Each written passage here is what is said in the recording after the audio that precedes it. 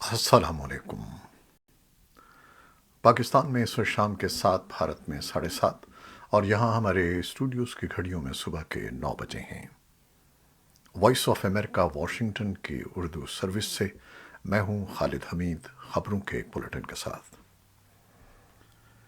اسلام آباد کے sector I-10-4 میں گاڑی میں خودکش دھماکہ ہوا ہے، جس میں ایک پولیس اہلکار اور ایک خاتون سمیت 2 حملہ آور ہلاک ہو گئے ہیں۔ دھماکے کے نتیجے میں 3 پولیس اہلکاروں سمیت 8 افراد زخمی ہوئے ہیں۔ پولیس کے مطابق اہلکاروں نے ایک مشکوک ٹیکسی کو روکا اور تلاشی لینا شروع کی اور اسی دوران دھماکہ ہو گیا۔ دہشت گردی کے واقعے میں ہلاک ہونے والے پولیس اہلکار کی شناخت ہیڈ کانسٹیبل عدیل حسین کے نام سے ہوئی ہے، جبکہ زخمیوں میں پولیس اہلکار محمد حنیف، محمد یوسف اور محمد بلال شامل ہیں۔ دھماکے میں 4 شہری بھی زخمی ہوئے۔ وزیر داخلہ رانا ثناء اللہ نے دھماکے کے بارے میں بتایا کہ یہ گاڑی میں سوار ایک مرد اور ایک خاتون راولپنڈی کی طرف سے اسلام آباد میں داخل ہوئے، جن کا نشانہ اسلام آباد میں ہائی ویلیو ٹارگٹ تھا۔ دھماکے کے بعد پولیس کی فورنزک ٹیموں نے شواہد جمع شروع کر دیے ہیں اور اسلام آباد میں سیکیورٹی ہائی الرٹ کر دی گئی ہے۔ اس واقعے کی ذمہ داری کالعدم تحریک طالبان پاکستان نے قبول کی ہے اور اسے تنظیم کے رہنما عمر خالد خراسانی کی ہلاکت کا بدلہ قرار دیا گیا ہے۔ تازہ ترین اطلاعات کے مطابق عدالت نے پرویز الہی کی جانب سے حلفی بیان کے بعد گورنر کی طرف سے جاری ڈی نوٹیفیکیشن کا معطل کر دیا ہے اور وزیر اعلیٰ اپنے منصب پر بحال ہو گئے ہیں۔ پرویز الہی نے جمعرات کی شب گورنر پنجاب کی جانب سے انہیں ڈی نوٹیفائی کرنے کا اقدام جمعے کو لاہور ہائی کورٹ میں چیلنج کیا تھا۔ امریکی سینٹ نے جمعرات کو $1.7 ٹریلین کے اخراجات کا بل منظور کیا، جو ستمبر تک وفاقی ایجنسیوں کو مالی اعانت اور یوکرین کے لیے امداد فراہم کرے گا۔ یہ بل 29 کے مقابلے میں 68 ووٹوں سے منظور ہوا اور اب حتمی ووٹنگ کے لیے ایوان میں جائے گا، جس کے بعد اسے صدر بائیڈن کے پاس بھیجا جائے گا، جن کے دستخط کے بعد یہ قانون کی شکل اختیار کر لے گا۔ اس بل میں پاکستان کی اقتصادی امداد بھی رکھی گئی ہے۔ یہ امداد سیکیورٹی، منشیات پر کنٹرول اور نفاذ قانون کے اقدامات کے لیے مختص کی جائے گی۔ پاکستان کو دی جانے والی کل امداد میں سے $33 لاکھ اس وقت تک روک لیے جائیں گے جب تک امریکی وزیر خارجہ متعلقہ کمیٹی کو یہ رپورٹ نہیں دے دیتے کہ ڈاکٹر شکیل آفریدی کو قید سے رہا اور اسامہ بن لادن کا پتہ چلانے میں امریکہ کو مدد فراہم کرنے سے متعلق تمام الزامات سے بری نہیں کر دیا جاتا۔ امریکی وزیر خارجہ کانگریس کے متعلقہ کمیٹی کو پاکستانی حکومت کی جانب سے ان اسکولوں کو فراہم کی جانے والی فنڈز کی تفصیل بھی فراہم کریں گے جن کی پاکستان میں طالبان یا کوئی ملکی یا غیر ملکی دہشت گرد تنظیم مدد کرتی ہے، یا وہ اسکول ان سے منسلک ہیں یا وہ انہیں چلاتے ہیں۔ وہ اس بارے میں بھی رپورٹ دیں گے کہ پاکستانی حکومت امریکہ سے آنے والوں کو، جن میں پاکستان میں معاونت اور سیکیورٹی پروگرام سے وابستہ غیر سرکاری تنظیموں کے عہدیدار اور نمائندے شامل ہیں، بروقت ویزے جاری کرنے میں کس حد تک تعاون کرتی ہے۔ جامعہ الازہر کے گرینڈ امام احمد الطیب نے کہا ہے کہ الازہر کو افغانستان میں حکام کی طرف سے جاری کردہ فیصلے پر گہرا افسوس ہے، جس میں افغان خواتین کو یونیورسٹی میں تعلیم تک رسائی کو اس لیے روکا گیا کیونکہ یہ اسلامی شریعت اور تنازعات سے متصادم ہے، جبکہ مردوں اور عورتوں کے لیے واضح دعوت ہے کہ وہ گہوارے سے قبر تک علم حاصل کریں۔ احمد الطیب نے کہا کہ وہ مسلمانوں اور غیر مسلموں کو اس الزام کو ماننے یا قبول کرنے کے خلاف خبردار کر رہے ہیں کہ اسلام میں خواتین کی تعلیم پر پابندی کی منظوری دی گئی ہے۔ امام الطیب کہتے ہیں کہ درحقیقت اسلام ایسی پابندی کی سختی سے مذمت کرتا ہے کیونکہ یہ ان قانونی حقوق سے متصادم ہے جن کی اسلام عورتوں اور مردوں کے لیے یکساں ضمانت دیتا ہے۔ الطیب نے افغانستان میں حکام سے مطالبہ کیا کہ وہ اپنے فیصلے پر نظر ثانی کریں، کیونکہ صداقت کی پیروی بہتر ہے۔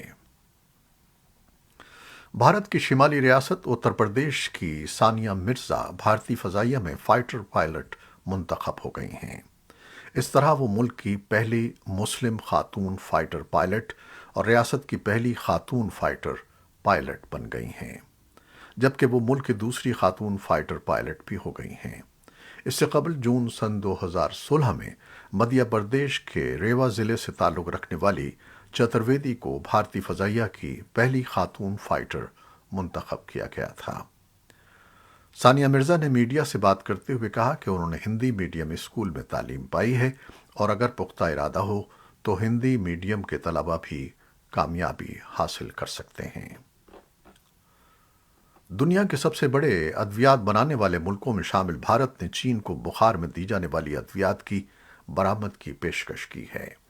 ادویات برآمد کرنے والے ایک بھارتی ادارے کے سربراہ کے مطابق چین میں رواں ماہ کے شروع میں چین کے کورونا وائرس سے متعلق سخت ضوابط میں اچانک نرمی کے بعد بخار کی دوائیوں اور وائرس ٹیسٹ کٹس کی مانگ میں اضافہ ہوا ہے۔ ایسے حالات میں چین میں دکانوں نے بخار سے نجات کی ادویات اور اشیاء کی خریداری کی حد مقرر کر دی ہے، جبکہ ادویات بنانے والی چینی کمپنیاں بھی پیداوار بڑھا رہی ہیں۔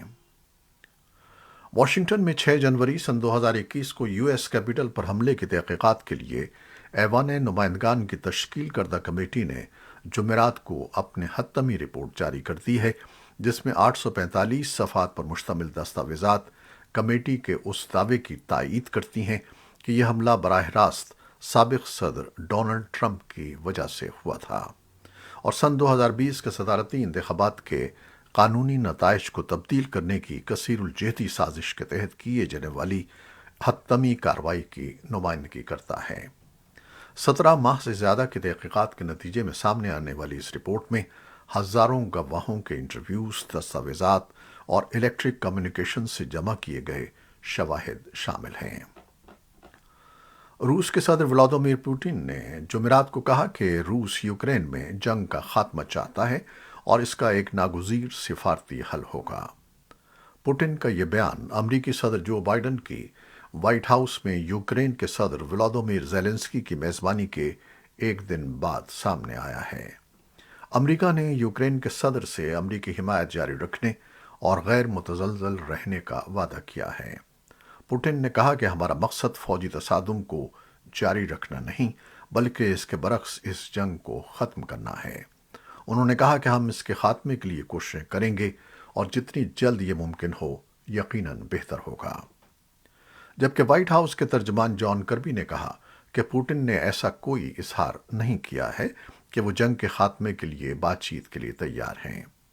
اس لڑائی کا آغاز اس وقت ہوا جب ماسکو نے 24 فروری کو یوکرین میں فوج بھیجی تھی۔ کربی نے ایک آن لائن بریفنگ میں رپورٹروں کو بتایا کہ پوٹن کی تمام کارروائیاں اشارہ کرتی ہیں کہ وہ یوکرین کے لوگوں پر تشدد جاری رکھنا چاہتے ہیں اور جنگ میں اضافے کے خواہاں ہیں۔ کربی نے اس بات کا اعادہ کیا کہ بائیڈن پوٹن کے ساتھ بات چیت کے لیے تیار ہیں، لیکن روسی رہنما کی جانب سے مذاکرات کے بارے میں سنجیدگی اور یوکرین اور امریکی اتحادیوں کے ساتھ مشاورت کے بعد ہی ایسا ممکن ہو سکتا ہے۔ برطانیہ کی وزارت دفاع نے یوکرین کے بارے میں اپنی انٹیلیجنس اپ ڈیٹ میں کہا ہے کہ روسی صدر ولادیمیر پوٹن کو روسی فوج میں 30% اضافے کا منصوبہ پیش کیا گیا ہے۔ وزارت نے کہا کہ یہ تجویز بدھ کو دی گئی تھی اور روسی وزیر دفاع سرگئی شیگو نے وضاحت کی کہ توسیع میں شمال مغربی روس میں کم از کم 2 بریگیڈ شامل ہوں گے۔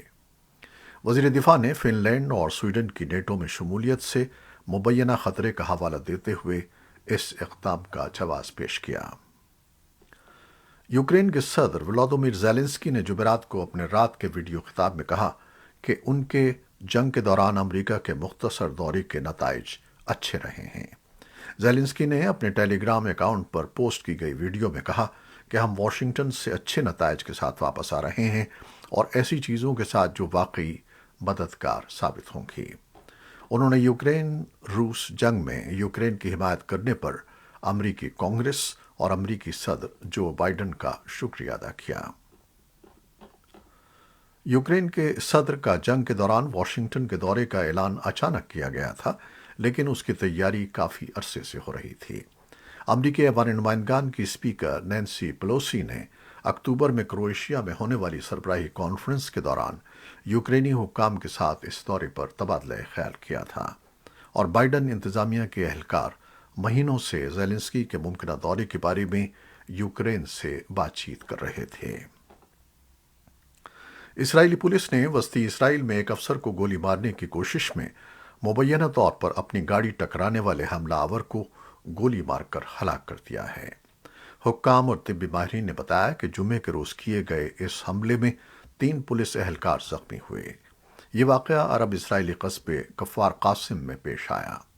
پولیس کا کہنا ہے کہ مشتبہ شخص نے پہلے مبینہ پرتشدد واقعے پر افسران کو بلایا۔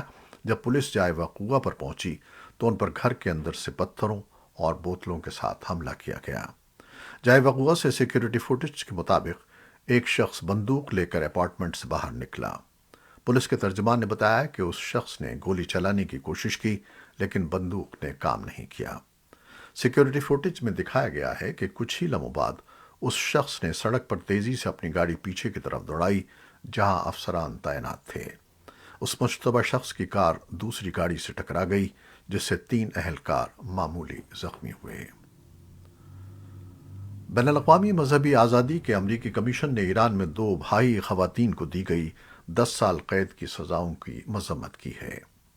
69 سالہ مہوش ثابت اور 60 سالہ فریبہ کمال آبادی ایران کی بھائی کمیونٹی کے 5 دیگر افراد کے ساتھ سن 2008 اور سن 2018 کے درمیان پہلے ہی 10 سال کی سزا کاٹ چکی ہیں۔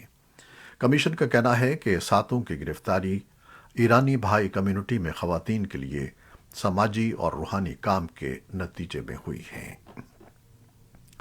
پیرس کے پروسیکیوٹر دفتر نے بتایا کہ جمعے کو پیرس میں کرد ثقافتی مرکز کے قریب ایک شوٹر نے فائرنگ کر کے 2 افراد کو ہلاک اور 4 دیگر کو زخمی کر دیا۔ دارالحکومت کی اسٹریٹ میں متعدد گولیاں چلائی گئیں، جس سے خوف و ہراس پھیل گیا۔ مسلح پولیس نے حفاظتی گھیرا تنگ کر دیا اور کئی ایمبولینس جائے وقوعہ پر تھیں۔ اس صورتحال کو براہ راست ٹیلی ویژن پر دکھایا گیا۔ شمالی کوریا نے جمعے کے روز اپنے مشرقی سمندر کی طرف 2 مختصر فاصلے تک مار کرنے والے بیلسٹک میزائل فائر کیے۔ اس کا تازہ ترین ہتھیاروں کا مظاہرہ امریکی اور جنوبی کوریا کے جنگی طیاروں کی مشترکہ مشقوں کے چند دن بعد آیا ہے، جسے شمالی کوریا حملے کی مشق کے طور پر دیکھتا ہے۔ شمالی کوریا نے اس سال غیر معمولی تعداد میں میزائل تجربات کیے ہیں، جسے کچھ ماہرین نے اپنی ہتھیاروں کی صلاحیت کو بڑھانے اور اپنے حریفوں پر دباؤ ڈالنے کی کوشش قرار دیا ہے۔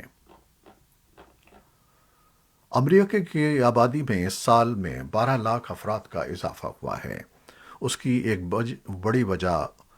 بڑی حد تک بین الاقوامی نقل مکانی تھی، اور اب ملک کی کل آبادی 33 کروڑ 32 لاکھ باشندے ہیں۔